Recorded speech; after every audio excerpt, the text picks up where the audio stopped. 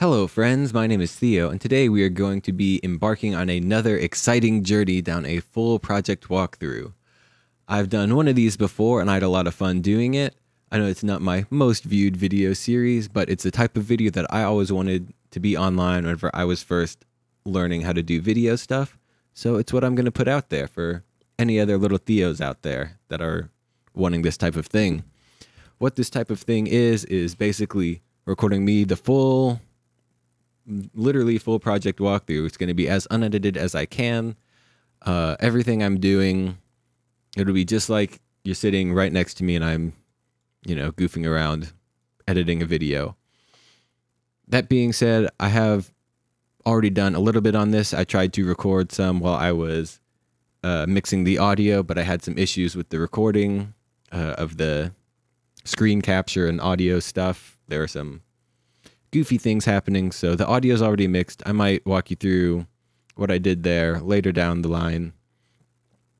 But for now, we're going to be starting the video editing thing. And I guess, most of the people who watch these videos are mainly video people. But you should know how to do audio, because audio is important, and it's a lot of fun. And the software is really cool. So let's open up Premiere and get started. So I haven't gotten a chance to look at any of this footage yet. I've only done the audio stuff. So if there are any issues, we'll see. So I've already got a folder created. Great, because I was doing some behind the scenes stuff. So I'll put the client's name, the project name.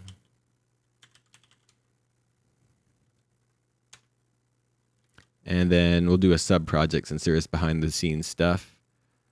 So we'll just do main video, PR for Premiere 01 for the version number, and every time I open up Premiere after this, I'll do PR 02, 03, 04.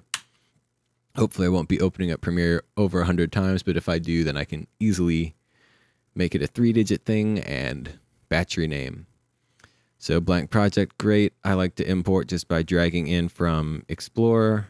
So get our audio, VO2, RO2, and then footage, Magic Cinema camera. Don't need all these random peak files. Actually, I just want to drag in these folders. I'll keep them sorted for us. We don't need the Sony camera because that's behind the scenes stuff. Make a new folder for audio. Enter. Make a new folder for sequences with control question mark. Enter escape. And we'll find our first take, which I believe is this one.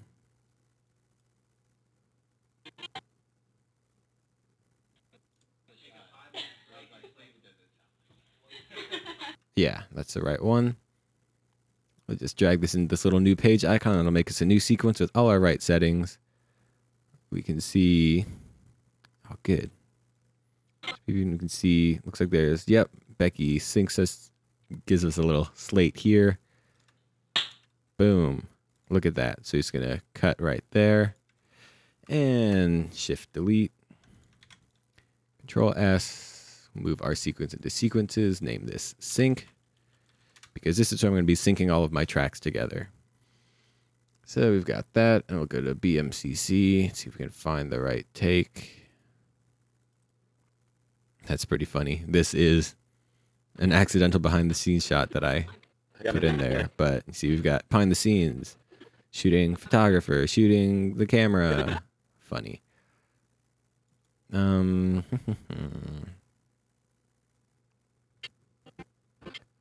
go to the slate and see if we get the same one. All right, y'all ready to do this thing? Yeah. Right. Have you did the famous clap?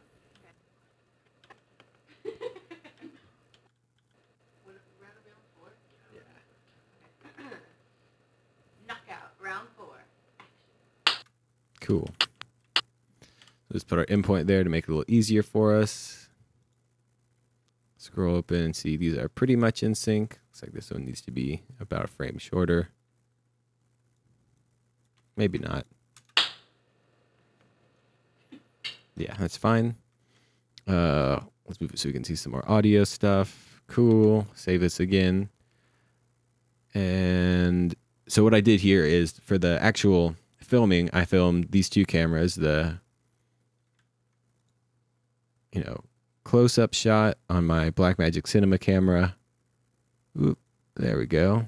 And I filmed a wide. So these are all, you know, in sync. Cool. Oh, geez, that sounds not good on the camera mics. But see, those are in sync. But then what I did after that is, since we were recording audio at the same time. So once I had the audio take that we wanted to use, I put that onto a laptop and then just cranked it up really loud and had them play along to it. So here, probably this one. Looks like that's another actual take I don't need. Looks like that's another actual take I don't need. So there we go. We get some actual guitar action happening.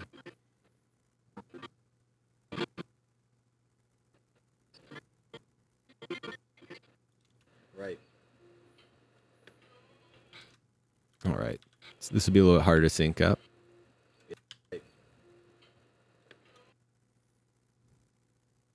So there is about a boom, which should be... No, that's way earlier. So I think it's the first note. Boom, right there. Just drag this in. And we'll see later on. It's easy to sync these at the end. Looks like we need to be a little bit this way.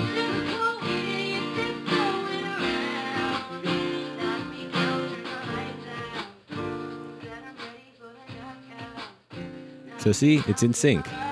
It's like we have another camera. How amazing is that? Looks like we're gonna need the ends of these. Cool. So now, it's like we have 3 cameras there. And then if we do this again with Miss Becky. Because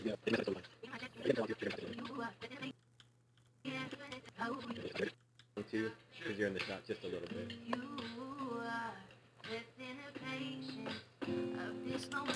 Low maintenance check. I'll just drag this up and down. Slide it over. Can I do a ripple here? Doesn't look like it. It's too bad. We mute this track. Find low maintenance check.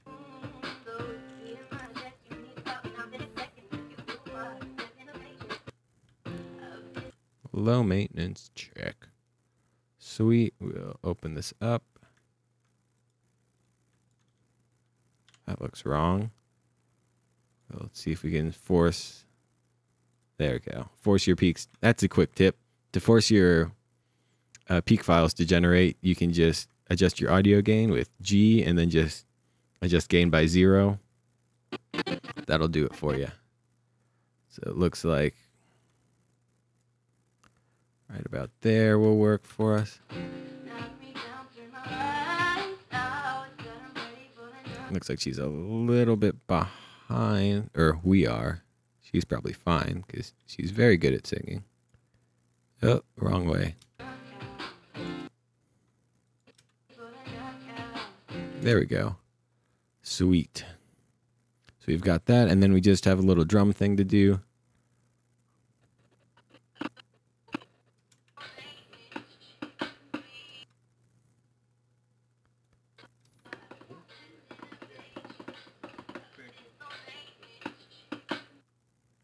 Low maintenance check. That's about where this one started. So let's just drag this in so we have it. Tilde to go all the way up. And scoot these down. And over to about here. We'll mute this for now. Scroll it way open. Find low maintenance check.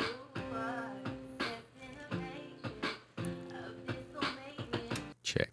Right there. I set a marker for check. Oh, not a clip marker. I want a sequence marker for check.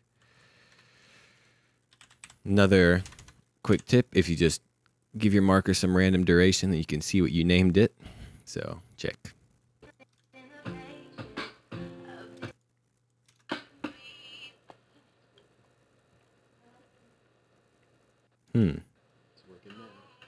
Oh, cool.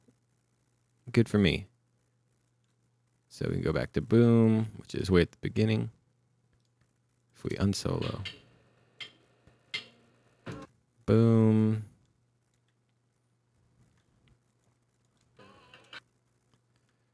Cool, so we've got that close. Now let's do a little trick and adjust the gain by 0 to force it to update. Cool, and I'll go to the end.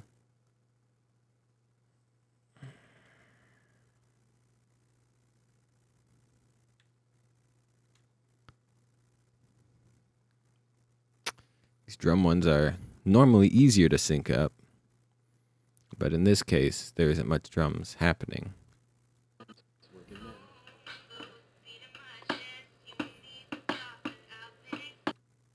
I was wondering whether this sunk up. Okay.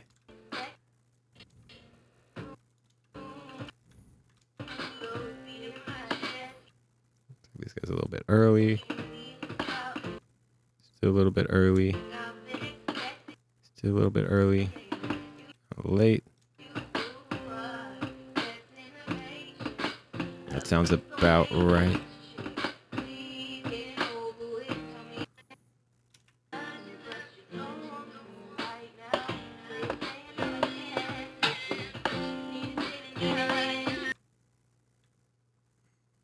Okay, so I was not synced up as well as I thought I was.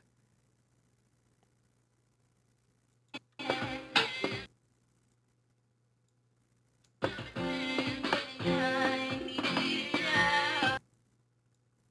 think 9 is about there.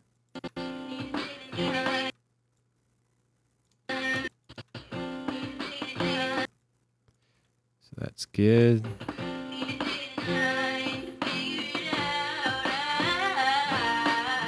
Those sound like there, so let's just unsolo this.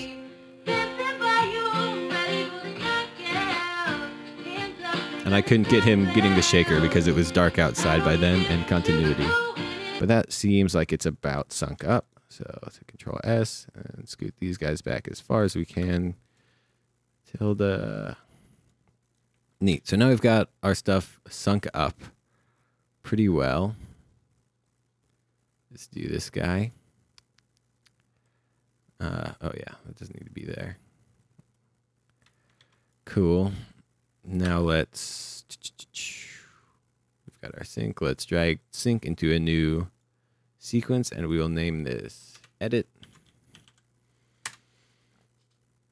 Oh, excuse me. And now let's see. We can use our same trick, I do believe. No.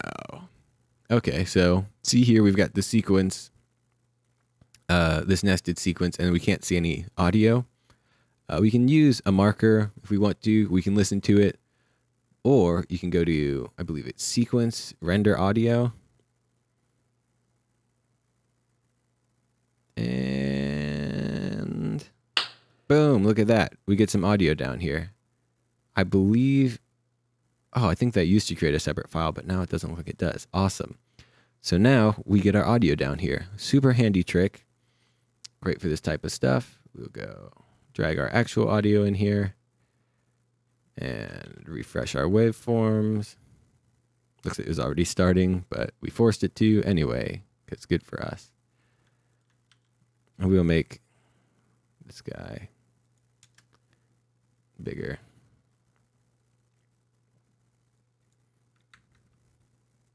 Okay, looks like these are stick clicks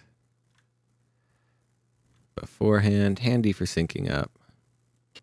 If I was smart, well, I'm pretty smart.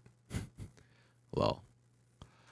But it probably would have been smarter to include the actual slate inside this final audio track. If I was like a separate audio person, like working for someone else on this, then I would definitely include the slate in the final track. Maybe even a track with a slate and a track without, because a lot of video guys don't know anything about audio, which is really sad because audio is pretty important. But cool. So now we want to be able to edit this like a multicam thing. Just gonna right click, go to multi-camera, enable. Look.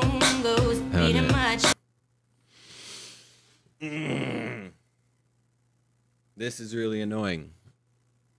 I'm not very happy with someone right now. You see this big, disgusting wire in our shot that I was over here. I guess I should have double checked my other camera's work, because this is a big no-no for everyone. That's not good at all. So in order to fix that,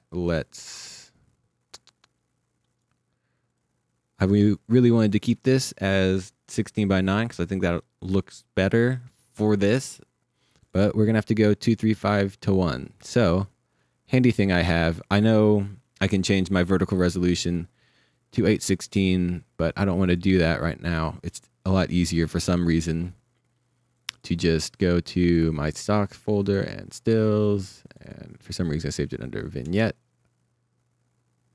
Just drop my easy crop over top. And I should copy this in the sync.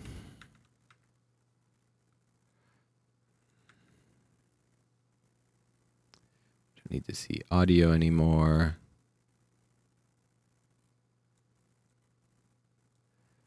Cool. Yeah, we'll turn all these off because we don't need to see them for now. And now, under this clip, we'll go to Effect Controls, go to Motion, scale it up, and move it down and over. Maybe rotate it -1 degree. Get a bonus straight line in there. And move it down some more and over some more and scale it up.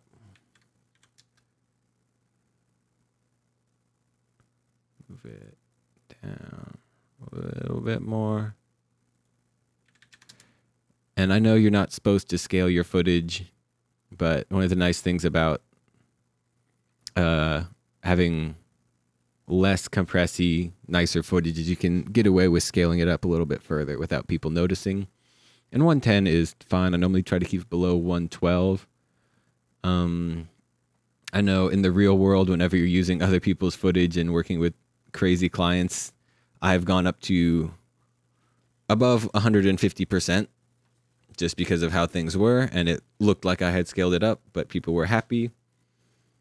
So that's why you pay, you don't get a discount shooter. Just for all the people out there that want the cheapest shooter out there. Sometimes you pay less money by paying more money up front. It's having to get, soapbox moment over. Okay, so that looks fine now. Let's go and adjust all these. I think that's fine.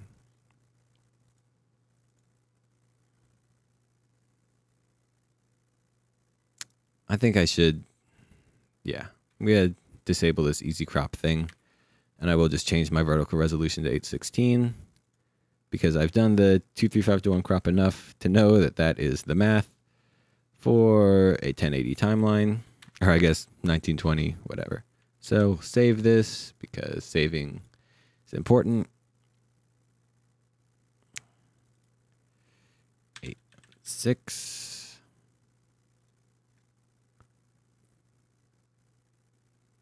Okay. Ew, that's not right. I bet it's linked up. That's why. No?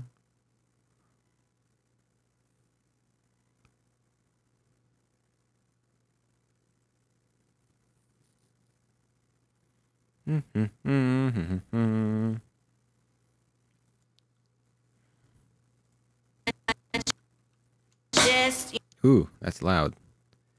Let me just bring this down a little bit.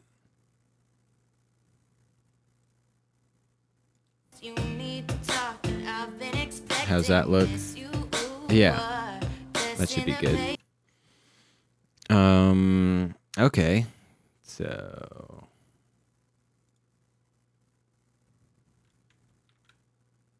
yep, there's definitely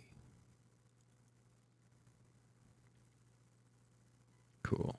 So that definitely did not change my sequence settings.